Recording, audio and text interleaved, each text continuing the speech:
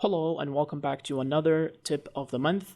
Today we're going to see how to create a block model and an implicit model as well, and trim the block model in order for it to fit inside the implicit model 3D mesh for it to look something like that.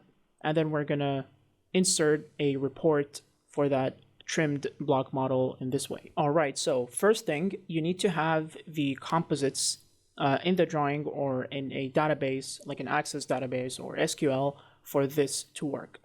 First thing, we're going to create our block model. So as you can see here, we have our diamond drill holes represented in polylines, and we have our composites as well in this way, created from the diamond drill holes module. So we're going to go to plan view, and what we're going to do here is click on the create blocks command from block modeling. And we're first going to define the size of each block, so we can define them as 5 by 5 by 5 in all coordinates. And we're going to select the area of modeling in plan view. So we're going to limit the block model to this area, for example. And then we're going to select the top elevation also by clicking pick. So we're going to select a top point and a bottom elevation as well.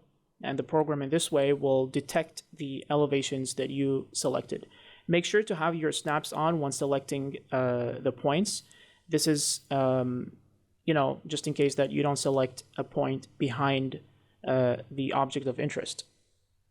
Next thing is the modeling method. So in this case, we're working with the inverse square. Maximum samples to use here, we're going to use maybe 10. And the maximum search distance, we're going to decrease that to 15. Now for the color code, our samples here have both gold and silver. We're going to color it according to the AU gold. The layer, we're going to insert that on our block model layer.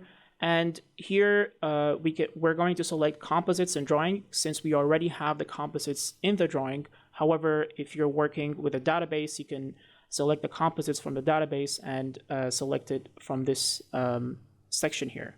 But in this case, we're going to select composites and drawing, pick composites, and select our composites here, hit enter, and there we go. We have them selected, and then we can click OK for the block model to be generated. Now, as you can see, now we have the block model colored, of course, according to the color range that we define in the Promine options. And as you can see here, we have green that represents low grade, and inside here we have the high grade. So that's yellow, red, purple, pink, etc.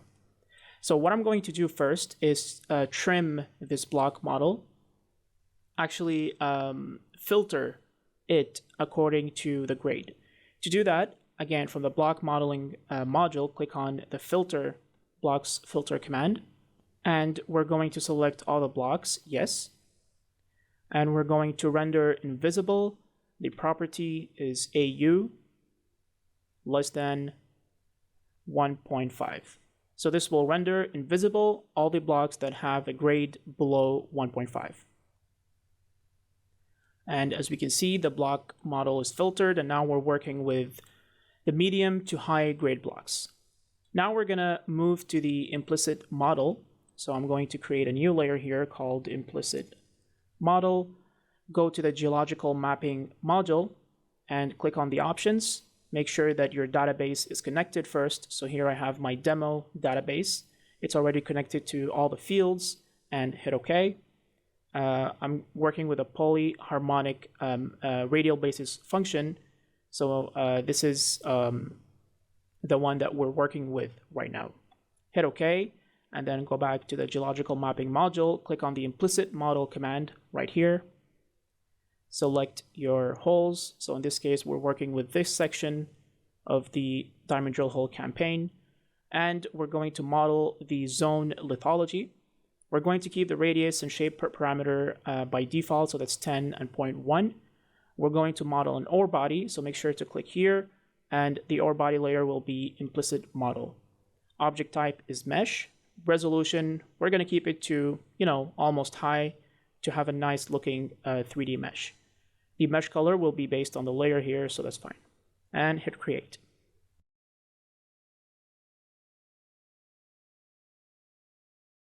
Now we can see the implicit model inside the block model. So let's turn off the block model, and here we can see this mesh right here. So this mesh here represents the implicit model, and this is what it looks like.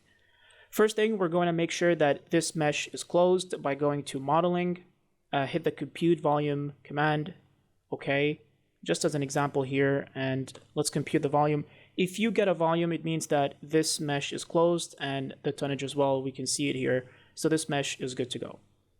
Now we're going to turn on the block model once more. And what we're going to do now is go back to ProGeox.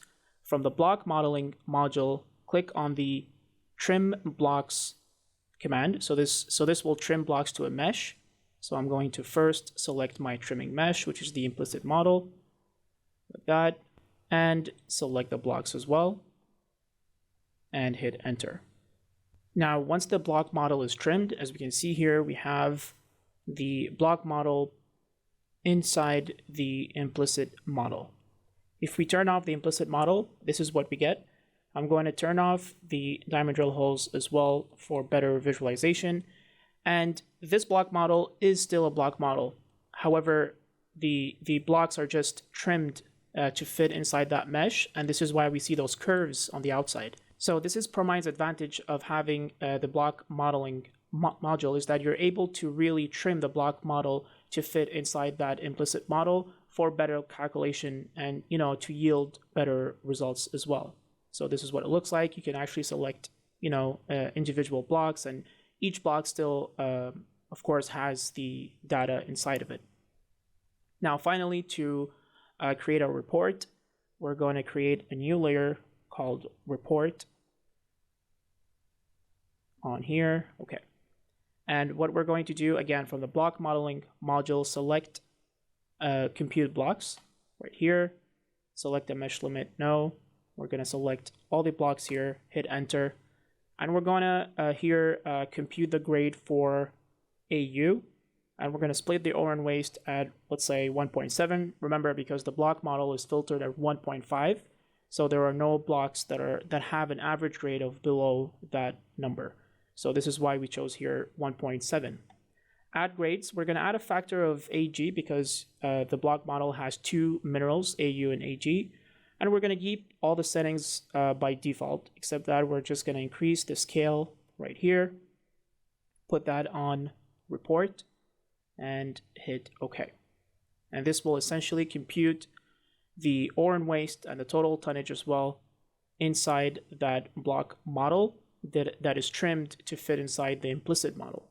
And we're going to insert it right here, and there we have it. We have the type, tonnage, AU, ore waste, the tonnage of each, as well as the total. And as we can see here, we have a very high average grade because here we're really concentrating on the part of the block model that is high in grade. So with this, you're able to compute accurate results inside the implicit model and generate a report. Thank you for watching. If you have any questions, please feel free to leave them in the comment section below. Thank you.